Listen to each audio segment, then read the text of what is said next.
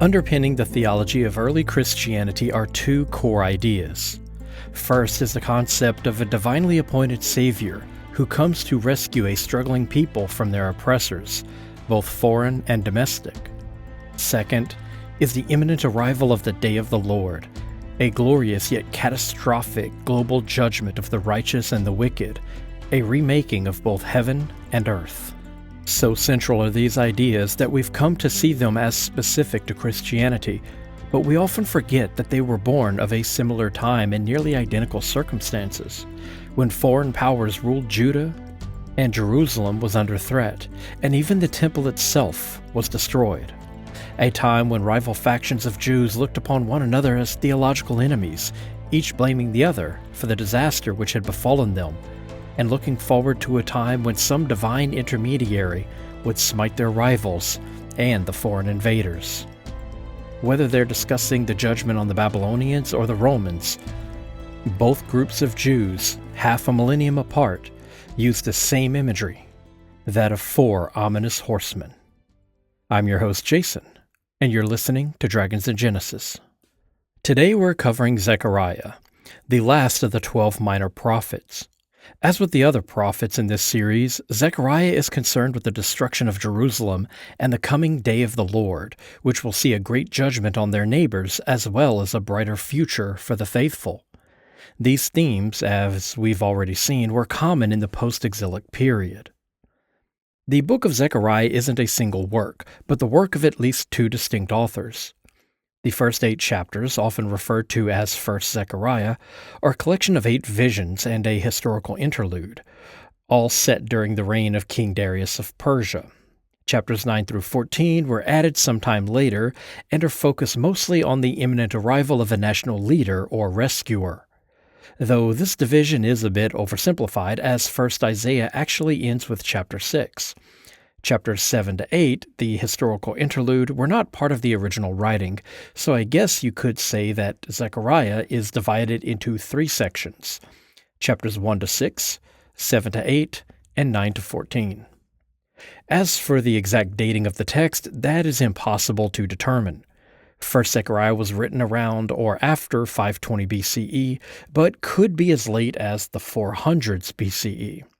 And it's generally accepted that the later editions came within a couple of generations or so after the writing of the core of Zechariah, though some scholars argue that the text could be as late as the time of Alexander the Great. And, as we've encountered in the Isaiah material, prophetic writing in this period was often pro-Persian, and Zechariah is no exception. So let's get started. The first 6 chapters are comprised of a series of 8 oracles in which the prophet is shown visions from Yahweh, and those visions are then interpreted by an angelic figure, similar to what we saw in the Enoch episodes or the Ascension of Isaiah in episode 59. We'll encounter this again soon when we cover the book of Daniel. These visions are concerned with the arrival of the released slaves from Babylon arriving in Judah around 540 BCE, though the introduction of the first chapter dates the vision to a couple of decades later in 520 BCE. The book begins with a call to obedience, in which the word of Yahweh comes to Zechariah stating that he was angry with the prophet's ancestors. He instructed them to turn aside from their wicked ways and return to the Lord, but they refused. So now he makes the same demand of the current generation. Death overtook their ancestors, but the current generation doesn't have to share in their fate. This is our typical call to the prophet scene, which lends authority to the subsequent writings, as we've encountered in Isaiah and Jeremiah.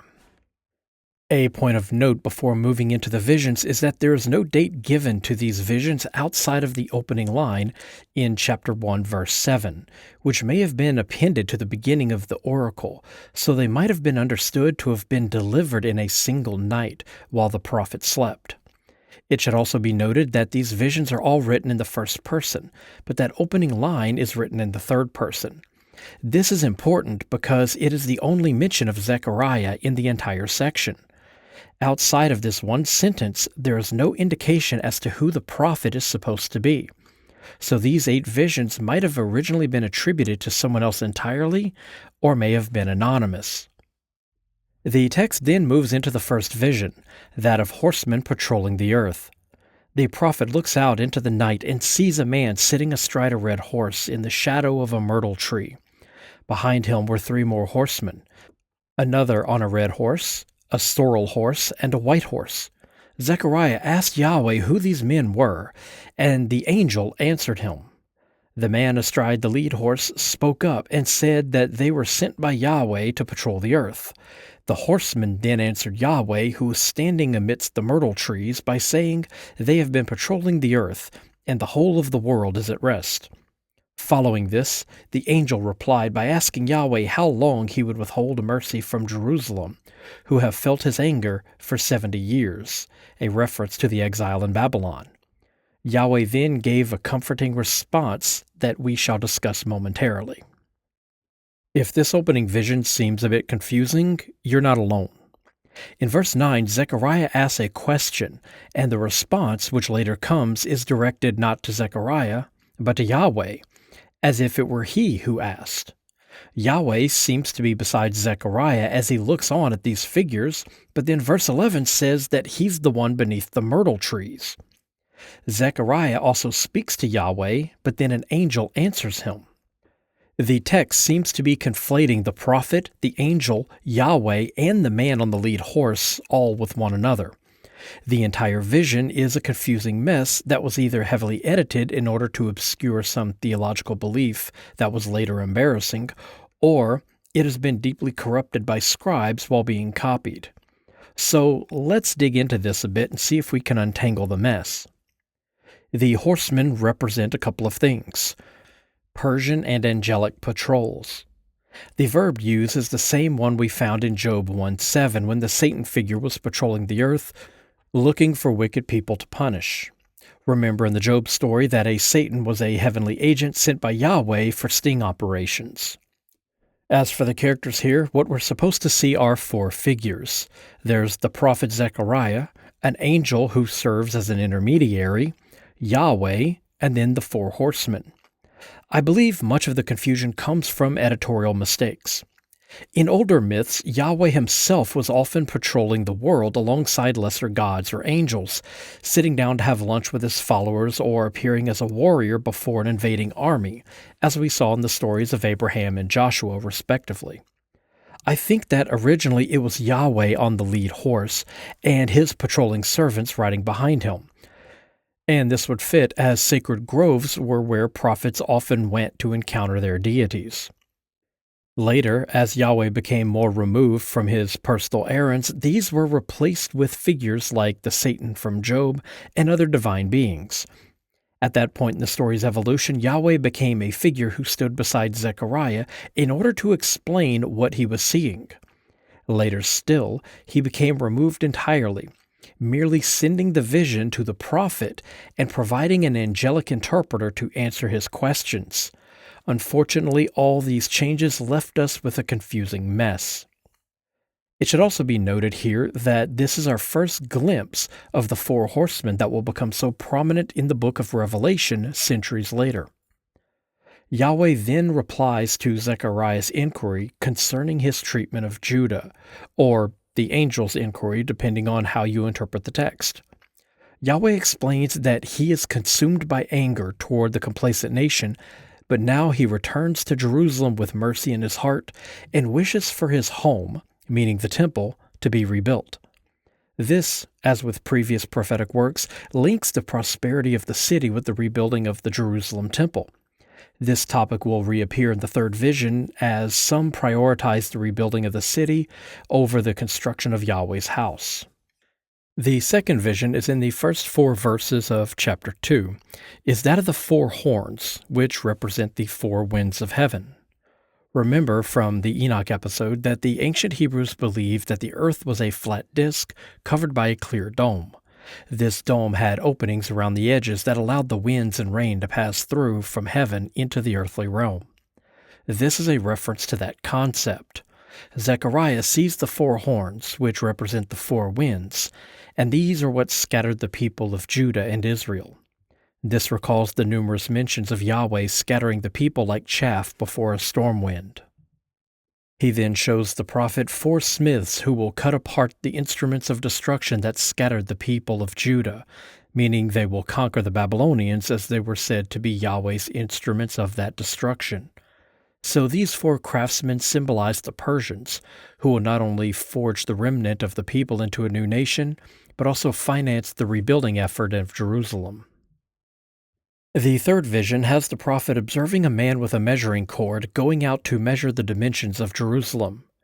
We're told that a second angel then approached the first angel, who had spoken with the prophet, and instructed him to meet with the officials of the city, and tell them that the city has no need of walls, as Yahweh will be guarding it with a wall of fire. This gives us another bit of confusion, as the prophet asks a man what he is doing, and then an angel is about to speak, but a second angel refers to the first angel as the one who spoke. So perhaps the man and the first angel are the same person, as the man answered the prophet's question in verse 6. And angels with measuring cords is an image we've seen before, such as in the visions of Ezekiel. It's also curious that the second angel claims that he will be like an encircling wall around Jerusalem, but then it is Yahweh who will be that glorious guardian. So the second angel and Yahweh might be the same person. There's a brief interruption which rounds out chapter 2, as a later editor seems to elaborate on the first 3 visions. Like other editorial sections, this too was written in the third person. An oracle states that the residents of Zion should leap up and flee from the invaders from the north that dispersed the people like the 4 winds. Then whoever has stricken them shall themselves be stricken by Yahweh. Babylon shall become plunder for their own servants, and the daughter Zion shall rejoice. Yahweh will dwell in their midst, as many nations join together to worship him in his holy land. This may mean that the once hostile neighbors will no longer be a threat to Judah, or it may be a reference to the idea that many who come to settle in Judah after being released from Babylon were a polyglot bunch who had been taken from every nation that Babylon had invaded, as we saw in the Isaiah material, as many of those who would come to call themselves Jews were not even from Judah. Chapter 3 contains the 4th vision, which is different from the other 7 visions in 2 ways. First, rather than seeing a mysterious figure whose nature and function must be explained, the prophet sees a known person, Joshua the high priest. Second, the angelic figure doesn't serve as an interpreter of the vision, but plays an active role in the events that the prophet sees. This has led some scholars to conclude that 1st Zechariah was originally comprised of 7 visions, and that this 4th vision was added by some later editor. The prophet sees Joshua the high priest standing in the heavenly court before an angel of Yahweh and an accuser, meaning a Satan. This angel calls upon Yahweh to rebuke the accuser, though some early versions of the text have the angel rebuking the accuser himself rather than calling for Yahweh to do it. Joshua stood before the heavenly court, clothed in filthy rags. The angel then called for his garments to be stripped away and replaced with clean garments before Yahweh charges him with walking in his ways and keeping watch over his house. His reward will be to have access to those who are present before him. Now let's break this down. The prophet sees a vision of Joshua being taken up into heaven.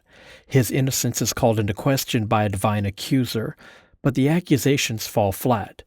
His dirty and clean garments represent a transformation as he is elevated in station, as we've seen before in Enoch, when he was transformed from human to a divine figure, or in the ascension of Isaiah when Jesus shed his disguise and ascended to the highest throne of heaven.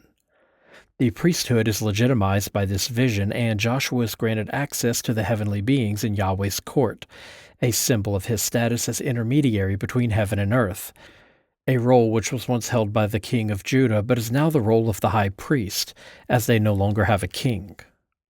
Another editorial section is appended here, as we're told that this is a sign of things to come. A servant called the branch will be sent. Before Joshua is a stone with 7 facets. We'll encounter this stone again in the next chapter and see that the facets represent the 7 eyes of Yahweh. This will come up again in Revelation 5:6. On that day, the branch is sent. Yahweh will take away the sins of the land and gather the people together.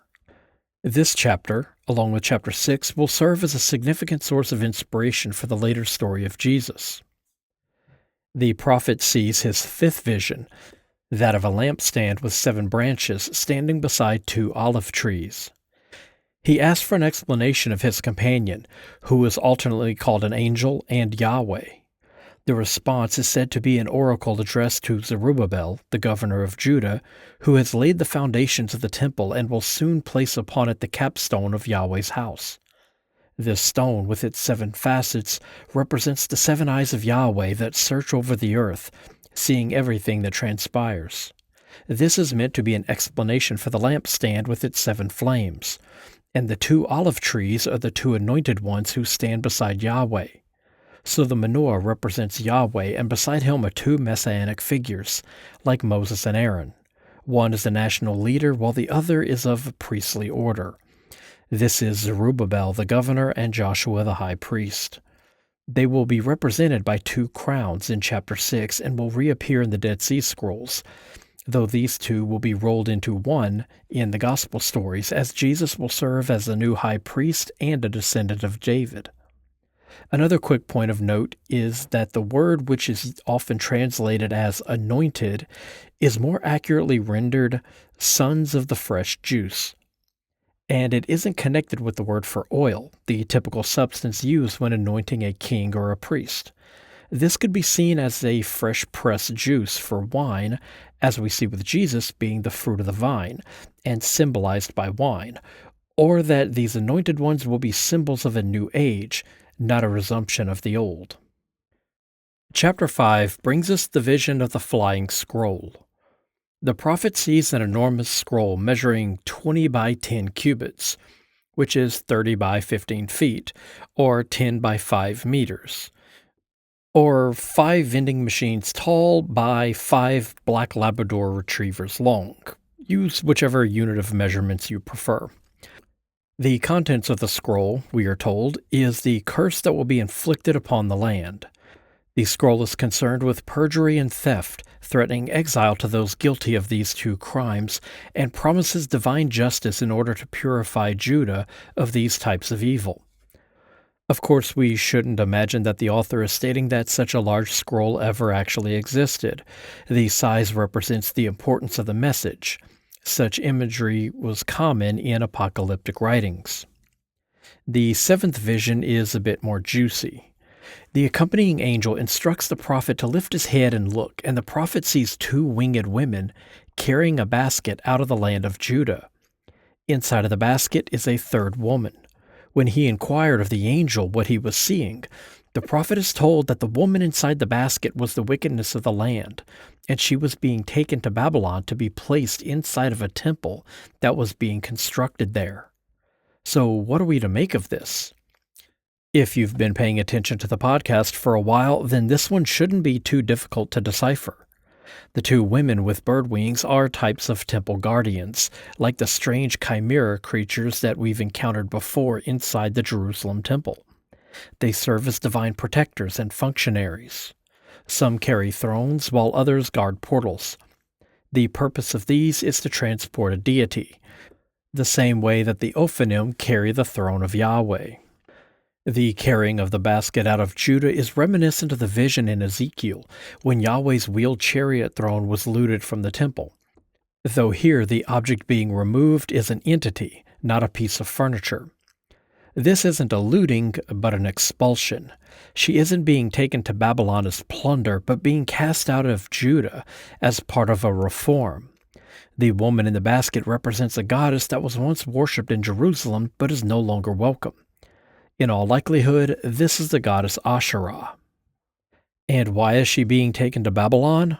This is part of the old polemic that the worship of all deities other than Yahweh was part of foreign practice, and thus anyone who does so is not a true Israelite. So they're taking a goddess that had been worshipped in their land for thousands of years and sending her away, pretending that they're returning her to her original home. And calling her idols wicked and sending them to a foreign place is reminiscent of the Day of Atonement ritual, in which all sins of the land were gathered up into a goat, and then they brought that goat to a pit in the desert, where it was sacrificed to the demon Azazel. The woman can also symbolize the danger of associating with foreign women, such as in the story of Solomon in 1 Kings, where his foreign wives set up temples to their gods and goddesses inside of Jerusalem. So, to wrap up, Yahweh's mother is being evicted from the temple, and her idols are no longer welcome in Judah, because the religious reformers have deemed the worship of the Hebrew pantheon to be foreign and pagan. So the Jewish Queen of Heaven is being sent to Babylon, because they wish to associate her with the enemy who destroyed their city. The final vision is that of the 4 chariots. The prophet sees 4 chariots coming through a valley between 2 bronze mountains.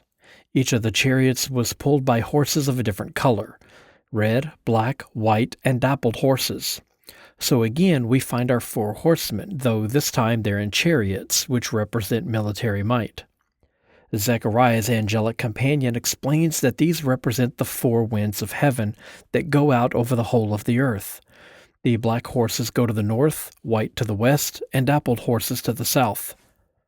There's textual damage in chapter 6, verses 7 through 8, which has removed our mention of the red horses. After that, the prophet is told that the Spirit of Yahweh will go to the north and settle there, a reference to Mount Zaphon, the mountaintop abode of Yahweh and of Baal. This vision represents the military forces that Yahweh intends to unleash upon the world during his day of judgment, attacking foreign nations as retribution for their attacks on Israel and Judah. Once his conquest is complete, he'll rest on his mountain overlooking his new empire. Chapter 6 concludes with another editorial edition called The Crowning, and like the edition found in chapter 3, this too will become a foundational part of Christianity. The word of Yahweh comes to the prophet, instructing him to take gold and silver from the returning exiles and use it to fashion 2 crowns, one for Joshua the high priest and the other for the branch, a future Davidic ruler who will come to build the temple. We know from earlier in this episode that this is a reference to Zerubbabel, the governor appointed by the Persians to govern Judah. According to this oracle, he will not only build the temple, but that temple will serve a royal purpose, and he will sit on its throne as king, and the people will come from distant lands and know that Yahweh has done all of this. It isn't specified if each crown is made of a different material or if they're both made of silver and gold, though it's likely that the author means there will be 1 silver crown and 1 gold crown. If that's the case, the silver crown would be for Joshua the high priest, while the gold crown is placed inside the temple and set aside for the future Davidic king. Though this restoration of the divine royal line was never established, as the Persians didn't permit the Judean people to have a king. This detail, the anticipation of a king, might give us a dating for this particular oracle. It hopes for a king, but doesn't seem to be aware that a governor will be appointed. So it could mean this oracle was written during the rebuilding period, but prior to Zerubbabel taking office as governor. The remainder of 1 Zechariah is concerned with the topic of continued mourning in remembrance of the temple's destruction. Again, the word of Yahweh comes to Zechariah. This time his name is actually mentioned, but what follows isn't a message from Yahweh, but a statement concerning what the people are doing. Men are sent to the priests of the temple asking if they should continue mourning and fasting to commemorate the destruction of Jerusalem.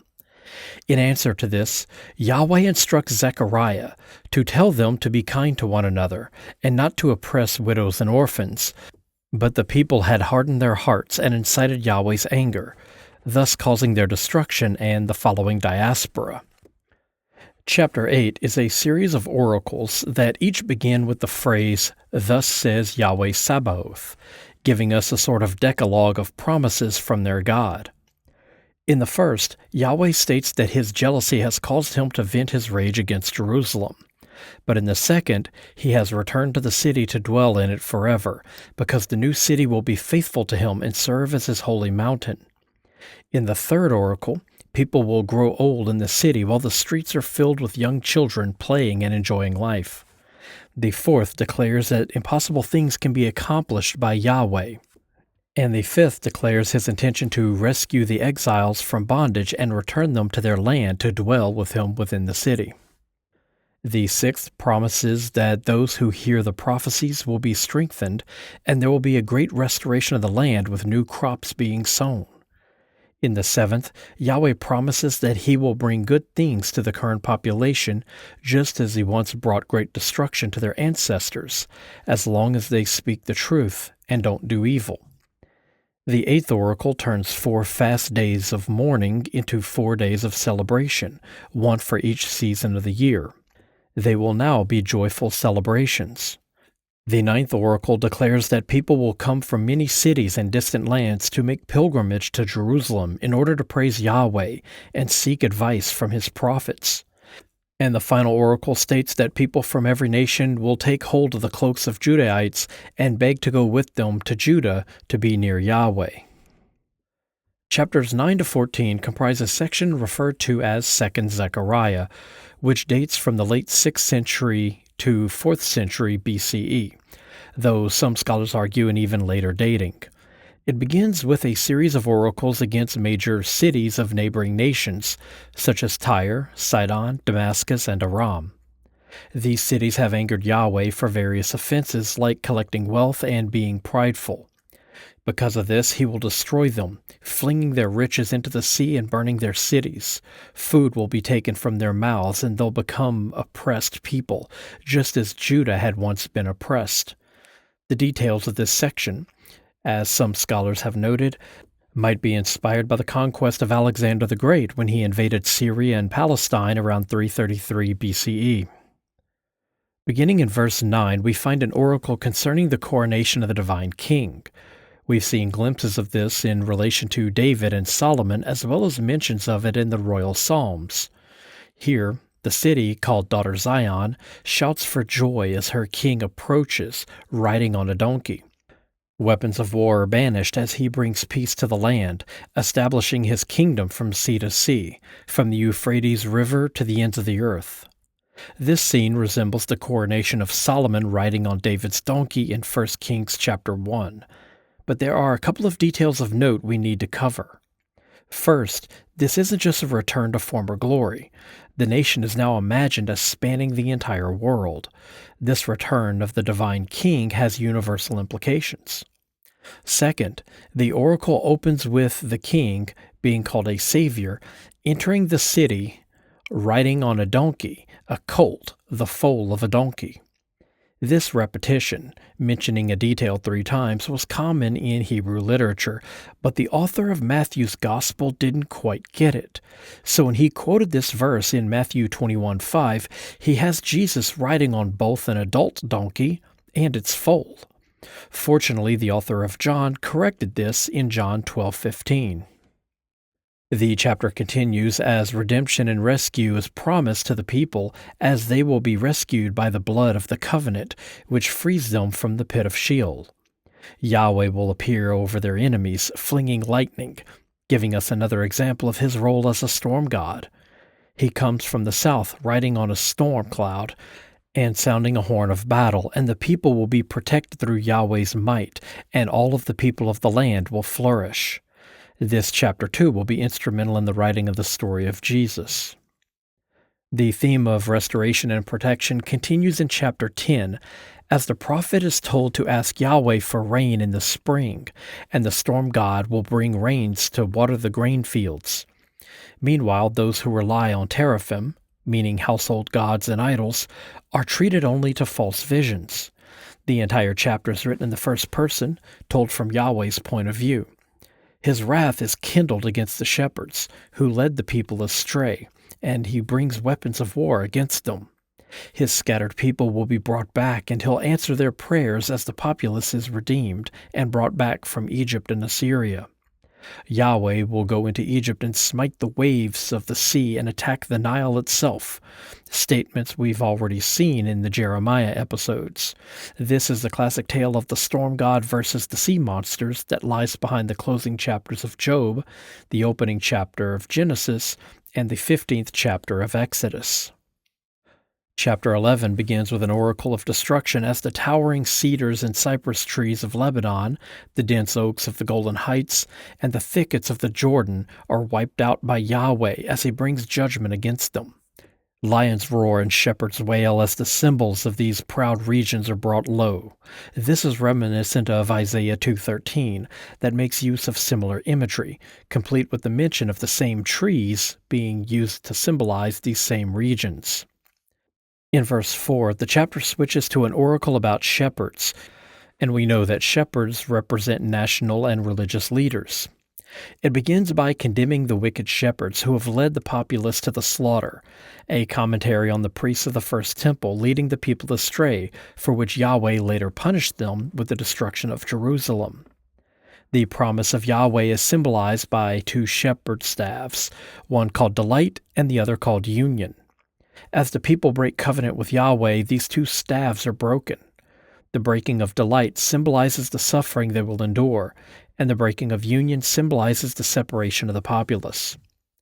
We find similar oracles in Jeremiah 23 and Ezekiel 34, where the authors likewise speak of wicked shepherds leading the people astray and causing their downfall. However, those oracles differ from Zechariah 11:4-17 in one crucial aspect. They promise the arrival of Yahweh, who will step into the role of the Good Shepherd and lead them into prosperity, while Zechariah promises only a wicked shepherd who will forsake the flock and devour their flesh. Here there is only punishment with no promise of a future restoration. One point of note before moving on from the chapter comes in verse 8, when Yahweh states that in a single month he did away with 3 shepherds because he wearied of them and they disdained him. Nowhere in the text does it mention who these 3 national leaders might be, but we can guess from context, especially the later splitting of the nation after breaking the staff of union, that this is a reference to King Saul, David, and Solomon, and the division is a reference to the splitting of Israel from Judah, though some scholars have also argued for Seleucus IV, Heliodorus, and Demetrius I. If this is the case, then the unity mentioned in this chapter is a reference to the desire to unite the northern and southern kingdoms, and this would place the writing to the mid-2nd century BCE. This doesn't mean that the entire chapter, or even the entire book, comes from this period, only that this small portion about the 3 shepherds does. A second point of note comes in verse 11, when merchants attempt to bribe a shepherd to turn against his flock by paying him a paltry wage of 30 shekels of silver. This leads to the breaking of the staff of union and subsequent separation. This passage will be quoted in Matthew 27 when Judas betrays Jesus for the exact same wage. In the opening of chapter 12, we return to the familiar theme of Yahweh boasting about his might by reminding the reader of his creation of the universe. He spread out the heavens and laid the foundations of the earth and crafted the spirits within the people. These phrases may seem typical of a creation story, but they also remind us of the ancient view of the Hebrew authors. To them, the heavens were rolled out like a blanket, a layer that was stretched over the earth, as we encountered in Genesis 1, when the god El Elyon erected a clear dome over the sky. This dome was connected at the edges of the world, which was a disk in their cosmology. Here, they mention the foundations that support the disk, also the work of Yahweh. And finally, we see the reference to Yahweh as a craftsman god, like Enki, the Sumerian god with whom Yahweh shares several key traits, including the molding of the people by hand with clay. Yahweh then decides to take part in the siege and destruction of Jerusalem in verse 2, as he gathers up the nations against the city, and personally serves up a cup of destruction to its inhabitants in the surrounding cities. But Yahweh will gather up the scattered remnant, and they will destroy their neighbors just as their neighbors once destroyed them. This too will occur because Yahweh will personally take part, becoming a defender of Jerusalem rather than its attacker. And it's said that the kingship of David will be like God, a reference to the idea that the king was a divine figure, as we encountered in the royal psalms. We find something strange in verse 10 as Yahweh tells the prophet that mercy will be poured out on the house of David, and on the people of Jerusalem, so they will look upon the person they have pierced through, and will mourn for him as they would mourn the death of a firstborn child. It's difficult to not think of John 19:37 when we read this. Following this is a catalog of mourners detailing all the people who ritually mourn this pierced figure on the plain of Megiddo. This is some annual ritual, probably similar to the mourning of the death of Baal celebrated by the ancestors of these same people, who was dismembered by a familial traitor, and the myth was reenacted by worshippers, who would pretend to eat his flesh and mourn his death in ceremonies to commemorate his slaughter at the hands of his brother. The way that Christians would later do the same for Jesus in the communion ritual, a practice that was common in mystery cults in the centuries prior to the rise of Christianity. We must also point out that the mention of the mourning of the death of a firstborn wasn't just talking about the sadness felt at losing a child, but the practice of human sacrifice to Yahweh in an effort to prevent defeat in battle, as we saw in 2 Kings 3:27. False prophecy, a problem throughout the Hebrew Bible, will finally be solved as chapter 13 promises. Idols will be destroyed as the land is purified. Unclean spirits will be purged along with their prophets. Those who persist will perish for the speaking of untrue prophecies, and they will be pierced by their own mother and father for their crimes. No longer will they wear a hairy mantle which signifies their station. This is a reference to a hairy cloak or pelts worn by earlier prophets such as Elijah in 1 Kings 19:13 and 2 Kings 1:8. John the Baptist is said to have worn similar in Matthew 3:4. We find something odd in verse 6 as we're told that prophets will be recognized by scars on their bodies. Holy men in the ancient world used a variety of methods for entering altered states of consciousness in order to receive their visions. These methods included inhaling copious amounts of smoke from frankincense and cannabis, as discovered at the Temple of Yahweh at Tel Arad, consuming large amounts of poppy seeds while engaging in prolonged fasts, as we saw with Ezekiel, to the self-infliction of pain, as is mentioned in 1 Kings 18:28. These methods were practiced by various ancient cultures to contact their resident spirits and deities, and the ancient Israelites seem to have been no exception. Though here the practice seems to be denounced, as the author claims that a true prophet wouldn't need to resort to such extremes. This too is an argument we've seen before, as true prophecy is that which has been written down in Scripture, and any prophecy which contradicts the author's own written words must thereby be false and subject to harsh punishment. This stems from a time in which spoken prophecy is considered suspicious, and when prophets found messages by reinterpreting older text. This is why early Christians such as Paul claimed to have found information about Jesus by reading the old Hebrew scriptures. We then come to the Song of the Sword, an oracle against the evil shepherd, in which an oracle of Yahweh calls for a sword to strike the shepherd, and this will allow the people to be scattered. This sword should be understood as Babylon, the army that the prophet claims was raised up by Yahweh to destroy the leadership of Judah. He says he will turn his hand against the little ones, and the majority of them will perish, which is not a very pleasant way to treat one's children. The remaining third will be cleansed by fire, refining them like precious metal until they learn to call upon Yahweh once more. This is a reference to their time spent in Babylon. We should point out that it's a bit odd that the Old Testament authors preach so often against foreign practices, yet so much of their writings mention that their current theology stems from their time in Babylon. This smiting of the shepherds will be used in Matthew 26:31 as a quote coming from Jesus, though it should be noted that he doesn't quote from the Hebrew text, but from the Greek Septuagint. And no book of prophetic material would be complete without a promise of rescue for the people and restoration of the city of Jerusalem.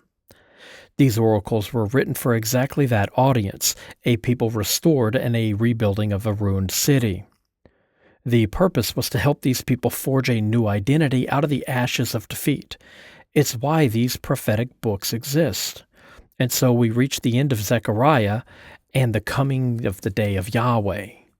It begins with a recollection of the devastation as he gathers up all of the nations of the world against them. At the time, their view of the world was quite small, comprising of the Mediterranean region to Persia. So when they say all the nations of the world, that's what they meant. Places as near as Central Africa and Northern Europe were simply unknown to them. At Yahweh's command, the city will be captured and plundered, the women raped, and half the population taken into exile. If this abhorrent behavior shocks you, it should. It doesn't just depict the horrors of warfare, but attributes them to the God of Israel himself. You must remember that Yahweh is a God of war within the Hebrew pantheon, so it may be shocking, but it just shouldn't be surprising. After their defeat, brutal treatment, and exile, Yahweh will then turn against the very nations he gathered to destroy Jerusalem, and will personally fight against them. He will stand upon the Mount of Olives, splitting the mountain in half. A sudden and terrifying appearance of Yahweh atop a mountain, causing the earth to split, and earthquakes, should be familiar by this point, as he is frequently depicted with imagery associating him with volcanoes. See Exodus 19, Psalm 97, and Hebrews 3 for a few examples of this. We should also point out that the Garden of Gethsemane scenes involving Jesus has him on this same location on the Mount of Olives. At this point, finding connections to Jesus within this book should be as expected as references to Yahweh as a war and storm god. The people will then flee from the city as Yahweh arrives with all the lesser gods of heaven. In verse 6, we come to the restoration of Jerusalem, as cold and frost are driven away and the people witness an end to darkness. The natural cycle will be disrupted and there will be one continuous day, and Jerusalem will become a spring of fresh water from which flows two rivers, one to the east and one to the west. This too has been seen before in the prophetic works, such as Ezekiel 47:1 and Joel 4:18, when the city is depicted as the source of great life-giving rivers. This is a return to the theme of the temple as Eden, the source of the great rivers of the region, and Yahweh will sit upon his throne in Jerusalem and serve as king over the entire world.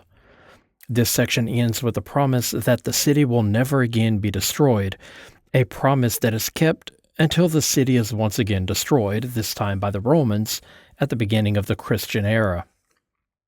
Despite the arrival of the day of Yahweh, purification of all the world, and restoration of Zion, all is not right with the world. Just as Noah's flood was supposed to cleanse the world of wickedness, evil still persists. Enemies of Judah still abound in verse 12 and will be punished by plagues that destroy their flesh, rotting away their skin and eyes, and even the animals within their lands will suffer. Panic will seize the enemies of Jerusalem, and they'll fight against one another, while their wealth is looted from them and brought to Zion to enrich its residents and the temple. Some of the foreigners, however, will become converts, making pilgrimage to Jerusalem in order to bow before Yahweh, the King of the world, and celebrate the Festival of Booths, an ancient Canaanite festival that was given Yahwistic pedigree in Leviticus 23:33 and Deuteronomy 16. Only by observing this annual celebration can foreign nations escape the plagues which Yahweh will unleash upon the world. On that day, the most mundane of cooking vessels will be sanctified like the temple basins before the altar that catch the sacrificial blood, and the wicked merchants will be cast out from the temple. This brings our coverage of the 12 minor prophets to a close. But before we end this episode, let's take a moment to reflect on the importance of these chapters. Just a few moments ago, we discussed how it would become common practice to forego spoken prophecy brought on by the self-infliction of pain and administering of mind-altering substance in favor of seeking new messages within old and widely accepted writings, one such writing being the book of Zechariah itself. Numerous times in this episode, we've seen how passages have been quoted by the gospel authors when writing the story of Jesus, but it may have escaped your notice just how much of the story is already present in this book. Apocalyptic Jews, the very demographic that would become Christians, quote-mined Jewish scripture in order to imagine new stories emerging from old writings. Briefly, we will do the same here and use verses which will be referenced by later New Testament authors for the story of Jesus. But we will limit ourselves to just 4 chapters of this book, those being chapters 3, 6, 9, and 12. By grabbing a handful of verses from each, we have the following details concerning a messianic figure. A branch of David, called a servant, who will be named Yeshua, will be accused, despite his innocence, and stripped of his garments before a court. He will be called Savior, and enter the city riding on a donkey, to establish a universal reign of peace through the blood of his covenant, which rescues the people from death through a human sacrifice to God, which will involve his body being pierced by the people of Jerusalem, who later ritually mourn his death. This will happen for the expiation of the sins of the people of Judah. He will ascend into heaven and be transformed, symbolizing the casting off of old garments and donning of the new. He will oversee a new priesthood and have access to the heavenly host and stand beside God. This will occur in some future time involving a restored priesthood and a restoration of the Davidic dynasty. He will rebuild the temple and take his place on a throne as the divine king of Judah. And if we also include the final line of this book, we're also given the casting out of the merchants from the Jerusalem temple. Hopefully this helps you to understand how New Testament authorship worked and why it's so easy for later generations to find messages about Jesus in the Old Testament. Those messages were found there, not because they predicted some future event, but because later authors used them in the writing of future stories. That's going to wrap it up for this episode. You can help the show by giving a review on your favorite podcast app or by heading over to dragonsofgenesis.com, where you can find links to donate, join my Patreon, send books from my wish list, find a list of recommended reading, and get information on the latest episodes. And as always, thank you for listening.